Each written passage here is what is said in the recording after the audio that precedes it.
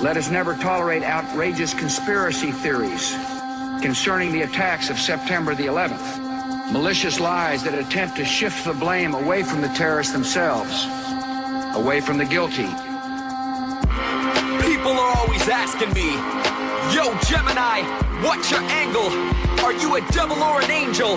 And I say both, as I continue to blame the Knights Templar and the Hospitallers, the real reason New York lost their tower. Welcome back, guys. Steve, before the break, we were getting into antibody positive, and you were just about to touch onto the whole testing process and, you know, how that in itself is just BS. So go right ahead. Yeah, you know, we were talking about hemophiliacs, and hemophiliacs actually increased their lifespan by about 15 to 25 years with HIV and AIDS because the improvements in hemophilia were causing them to live longer. But then as soon as they tested positive, these people were all put on these pharmaceuticals, these dangerous pharmaceuticals, AZT at the beginning, and they died. And I have two very good friends who have contacted me, who I've gotten to know very well, who are hemophiliacs who survived that whole era. And they're quite paranoid, Popeye, because they said, I'm not supposed to be alive. I didn't take their pharmaceuticals. You know, I survived. Hemophilia has become a much better treated disease now since, in the last 30 years. It's really increased, and now virtually all the blood supply is clean, so they're not in danger. And that's why the whole Bayer thing triggered all this paranoia again, because now they were afraid that hemophiliacs were going to get HIV and become like rabid dogs and go out and mate and not only spread hemophilia, but HIV, I guess, as well. You know, I mean, just the crazy stuff that they come up with, because all this stuff just, it works into a big bubblegum mesh. I remember when AIDS came out back in the 80s. I can remember, you know, I'm old enough to remember that stuff. I grew up in the late 70s, early 80s. So by the time AIDS came out, I was already old enough to, I was paying attention and sucking up everything that was going on around me. And I remember the panic that was going on. You know, I remember everybody freaking out. Oh, my God, you know, you can't kiss somebody that you can get AIDS, you know.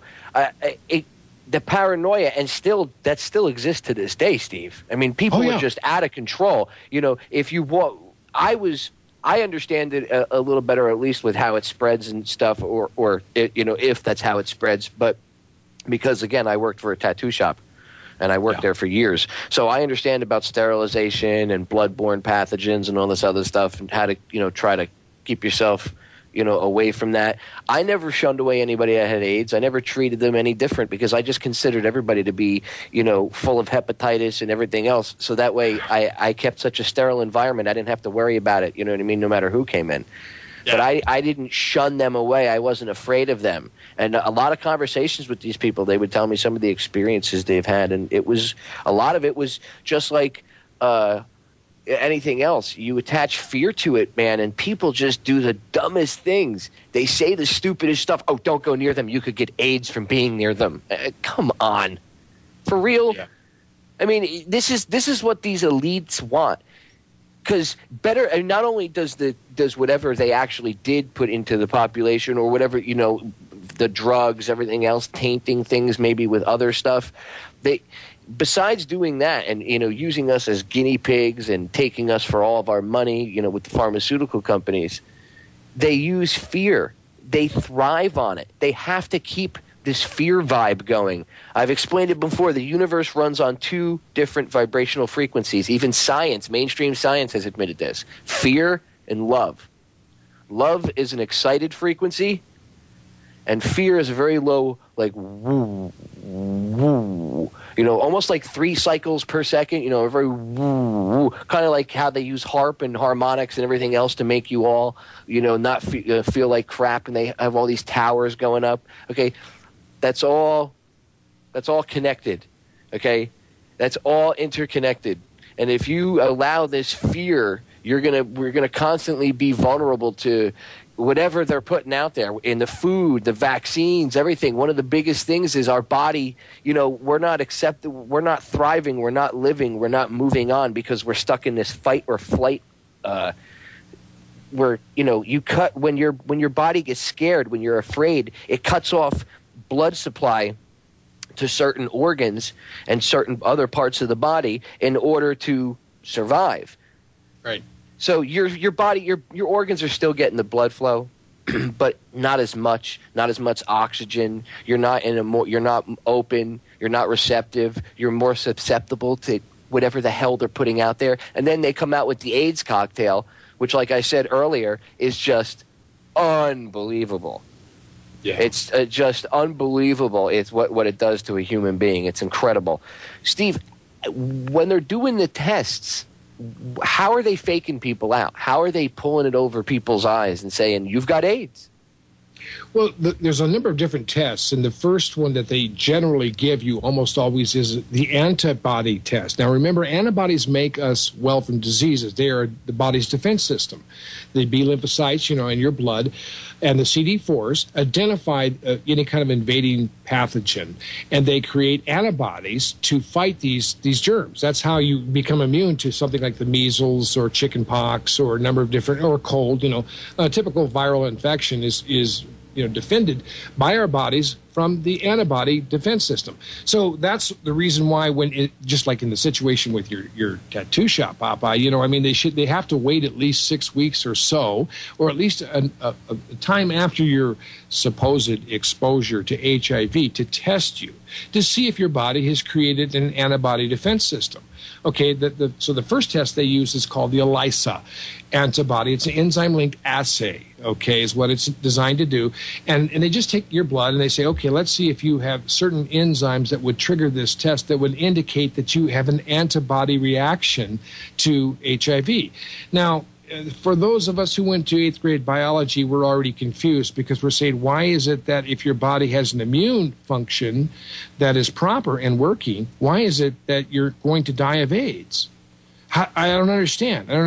It doesn't make any sense, does it? All of a sudden, you're being tested for your body creating an antibody reaction. This is one of the things we point out in our film, that the patient would be immune. If the antibodies are doing their job, it would be killing HIV or stopping anything that would get out of control in your system. But no, they're telling you now antibodies mean you're going to die. Because you see, your antibodies don't work. They work in every other disease, Popeye, but not with HIV because it's a super bug, a super special bug that's so scary. This is what they're trying to tell you, Popeye. It's absolutely absurd. So that's the first test, the ELISA test. It's really interesting. I have a really close friend, a good friend, Dr. Rodney Richards, and he's got a background in, he's been, he's a PhD who has worked for a long time. He obtained, he's an American organic chemist is what he is. He actually worked with the beginnings of Amgen, one of the biggest pharmaceutical companies in the world. But he was in Boulder, in Colorado in the early 80s, and he was called upon by Abbott Laboratories to design the first test kit, the antibody test kit from Gallo's patent, okay? So he goes in there and he puts together this test kit, and he is one of the first and foremost experts to explain to you HIV testing and why it cannot be relied upon as a gold standard. In other words, Rodney's a scientist. He won't say that this is a fraud. He'll just say, we can't find a way that it works. You know what I mean? He goes around and he talks about Western blot. He talks about PCR testing. There are about 6 different kinds of tests you can use for HIV. The first test is the enzyme-linked assay test, the ELISA test. Then there's the Western blot, which measures gene proteins. There's P24 antigen, which measures the gene proteins that actually attach to cells. There's P20, well, I mentioned P24, CD4 T cell count numbers, the polymerase chain reaction PCR test that Nobel Prize winner Carrie Mullis designed. By the way, Carrie Mullis has completely denounced the HIV hypothesis, okay? So you got people at the very top here that are arguing these questions. And we talked about before, Popeye, that when Gallo published his test results in Science Magazine 1 week after this huge press conference that we started the whole show off explaining to people what was taking place, no group of scientists got a chance to say, well, wait a minute, let's look at this with a critical eye and let's see if we can find something wrong with this idea. The first thing that was wrong was that I think it was only 46 out of 92 AIDS patients, something like that, less than half, had the AIDS virus, or I think it was 43 out of 92, something like that. It wasn't not even half tested antibody positive. So the big problem you have here is you've got people who are sick, and the CDC themselves, in our video, we point out, I think it was 5,641 cases of what they call ICL, idiopathic cytotoxic leukopenia, which means these people have AIDS, but they don't have HIV. Okay, the CDC was actually counting these people themselves. Okay, the problem here is that you've got people dying of immune deficiency who are not HIV positive, and you got people who are HIV negative, 95% around the world who are HIV positive for the ELISA test, who are not sick. They're like Magic Johnson. Why is Magic Johnson got that grin on his face and selling chicken? Why isn't he sick in the hospital like Arthur Ashe, who had the heart surgery and then had all that chemotherapy and died within a very short period of time? Well, the answer is very plain. Like your lady, Popeye, Magic Johnson did not take that pharmaceutical, AZT. He was throwing it up in the bathroom. He got very quiet about his whole involvement with after he made an ass out of himself with this announcement. Went back to playing basketball, gained 30 pounds, was with the Dream Team and the Lakers. All the time he's supposed to be an AIDS patient. Hello, something's wrong with this. 95% of the people in the world today who have HIV are like Magic Johnson. They're not sick. They're not getting sick. And that's why they began to move the goalposts. Initially, they said, if you get this virus, it'll take 1 year. Then it's 2 years, 3 years, 5 years, 7 years. Now it's up to 20 years. You can have HIV for 20 years and not get sick.